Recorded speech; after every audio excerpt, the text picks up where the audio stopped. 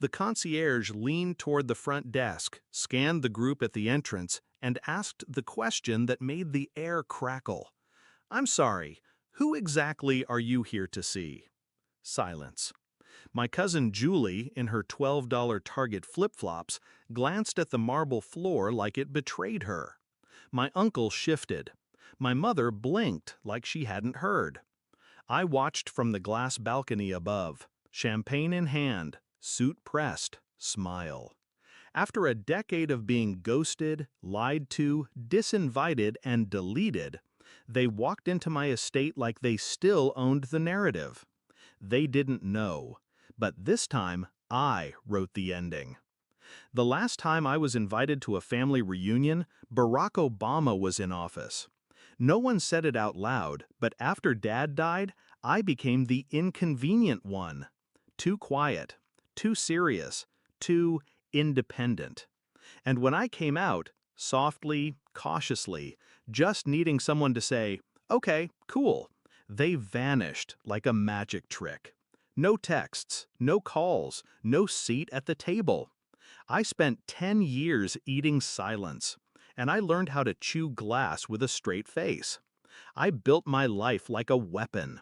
Started a company from the same basement they once said smelled like failure. Sold it for 8 figures. Bought the beachfront estate in my mother's favorite vacation town, and never told her. The same ocean, a better view. They didn't ask how I was doing. They just watched from a distance and assumed I was still the same soft kid with no spine.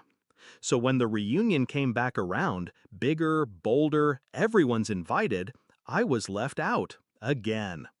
But fate has a funny taste for irony. The hotel they picked? Fully booked.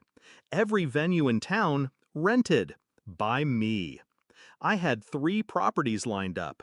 The estate, a private yacht for overflow, and the ballroom of the only 5-star hotel within 80 miles, booked under a shell company. They didn't know. They wouldn't until they had nowhere else to go. That's when the texts started. "Hey, long time. You still live near the beach, right?" I let them pile up, unread, unanswered, until the day before the reunion when I sent one group message.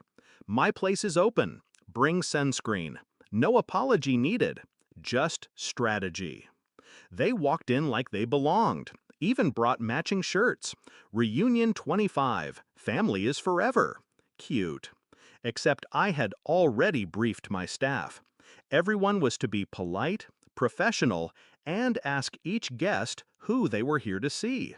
No one was on the list. I watched them squirm. My sister finally spoke up. She hadn't texted me since 2017. "We're here to see, Michael. He said we could come." The concierge checked the tablet. "Michael?" he asked. "Mr. Reyes?" She nodded like we shared a last name. "Mr. Reyes owns this estate. May I ask your relation to him?"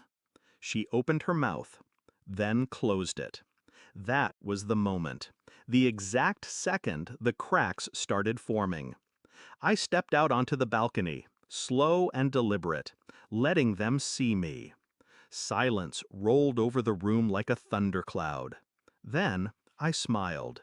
Small, controlled, dangerous. "Let them in," I told the concierge. "They've come all this way." My mother looked up, eyes glassy.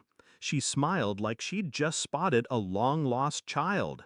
"Mikey." "Michael," I said, walking past her. "We're using full names today." I let them enjoy the view.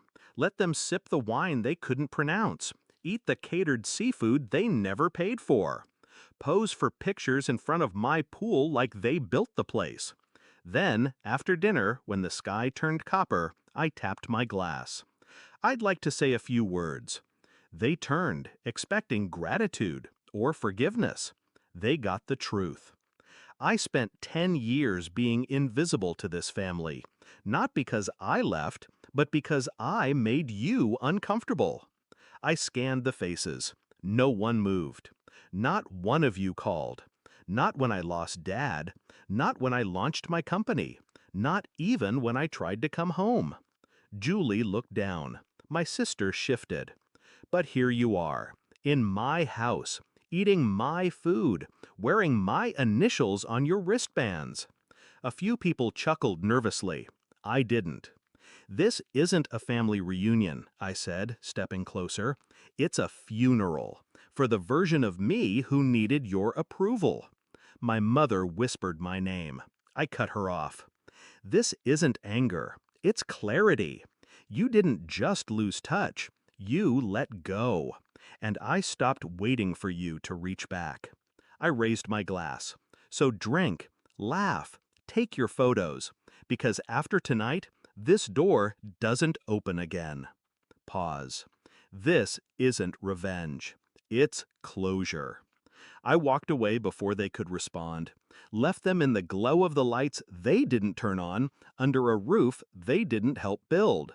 That night, as they filed out, silent and small, the concierge asked each of them again, "Who were you here to see?"